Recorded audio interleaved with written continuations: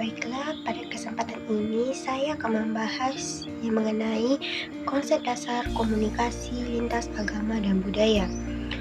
Komunikasi lintas budaya adalah disiplin ilmu yang mempelajari bagaimana individu dari berbagai latar belakang, budaya dan kelompok sosial berinteraksi dan berkomunikasi.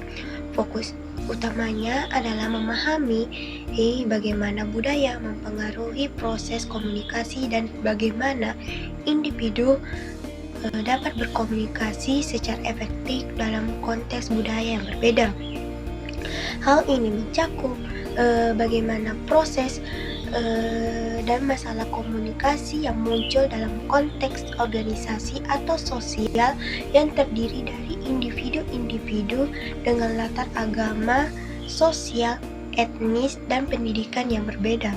Saya akan melanjutkan materi kedua yang mengenai teori-teori dalam komunikasi lintas agama dan budaya. Komunikasi dan budaya dianggap tidak memiliki batasan. Begitu juga dengan agama yang merupakan elemen dari budaya sendiri. Komunikasi, budaya, dan agama diibaratkan sebagai sebuah segitiga yang saling terhubung satu sama lain. Keterkaitan tersebut yang dianggap sebagai faktor mendasar dalam pembentukan identitas seseorang. Samovar dan koleganya mendefinisikan komunikasi antar budaya sebagai komunikasi yang terjadi antara komunikator yaitu sender dan penerima pesan yaitu receiver yang memiliki latar belakang kebudayaan yang berbeda. Baiklah, saya akan menjelaskan 3 teori dalam komunikasi lintas agama dan budaya. Pertama yaitu teori identitas sosial. Teori ini dikembangkan oleh Henry Kurzweil dan John Turner pada tahun 1979. Teori ini menjelaskan bahwa identitas seseorang terbentuk berdasarkan keanggotaan dalam kelompok sosial tertentu. Dalam konteks komunikasi lintas agama dan budaya, individu cenderung mengidentifikasi diri mereka dengan kelompok tertentu yang mempengaruhi cara mereka berinteraksi dengan kelompok lainnya. Identifikasi ini mempengaruhi persepsi, sikap, dan perilaku komunikasi terhadap anggota kelompok lain. Terus yang kedua yaitu yang mengenai teori akomodasi komunikasi yang dikembangkan oleh Howard Giles pada tahun 1973. Teori ini membahas bagaimana individu menyelesaikan cara berbicara, pola suara, dan serta perilaku nonverbal mereka yang mencapai efektivitas dalam interaksi lintas agama dan budaya. Akomodasi dapat berupa konvergensi, di mana individu menyelesaikan gaya komunikasinya agar lebih mirip dengan lawan bicara, atau divergensi, di mana individu mempertahankan atau menekankan perbedaan dan gaya komunikasi. Adapun teori ketiga yaitu yang mengenai teori negosiasi wajah yang dikembangkan oleh Stella Tintome pada tahun 1988. Teori ini menguraikan bagaimana budaya mempengaruhi cara individu mempertahankan wajah atau citra diri dalam komunikasi, terutama dalam situasi konflik. Adapun materi ketiga yaitu tantangan dalam komunikasi lintas agama dan budaya yang terbagi menjadi 3 bagian. Yang pertama yaitu stereotip dan prasangka.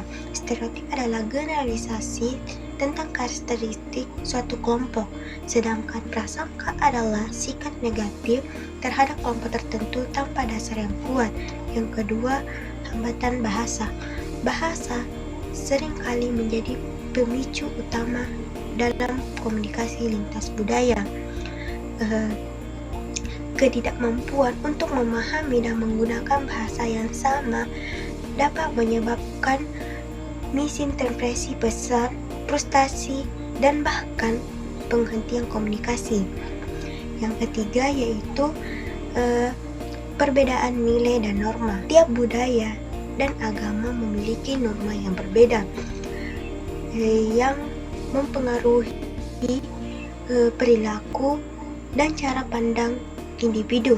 Perbedaan ini dapat menyebabkan ketidaknyamanan atau konflik ketika individu dari latar belakang yang berbeda saling berinteraksi tanpa pemahaman atau penghormatan terhadap nilai dan norma masing-masing. Misalnya, apa yang kita anggap sopan tidak sopan oleh budaya lainnya. Yang selanjutnya itu materi keempat yang mengenai strategi efektif dalam komunikasi lintas agama dan budaya. Komunikasi lintas agama dan budaya memerlukan strategi khusus untuk memastikan pesan tersampaikan dengan cara yang efektif dan membangun hubungan yang harmonis. Adapun itu yang pertama yaitu empati. Empati melibatkan kemampuan untuk memahami dan merasakan perspektif serta perasaan orang lain dari latar belakang budaya dan agama yang berbeda. Yang kedua yaitu keterbukaan. Keterbukaan di sini berarti kita bersikap jujur dan transparan dalam komunikasi serta bersedia menerima informasi tanpa berprasangka. Yang ketiga yaitu penggunaan bahasa yang sederhana. Menggunakan bahasa yang jelas dan sederhana sangat penting dalam komunikasi lintas budaya dan agama. Untuk menghindari kesalahpahaman, menghindari jargon, idiom, atau istilah teknis yang mungkin tidak dipahami oleh semua pihak dapat meningkatkan efektivitas komunikasi.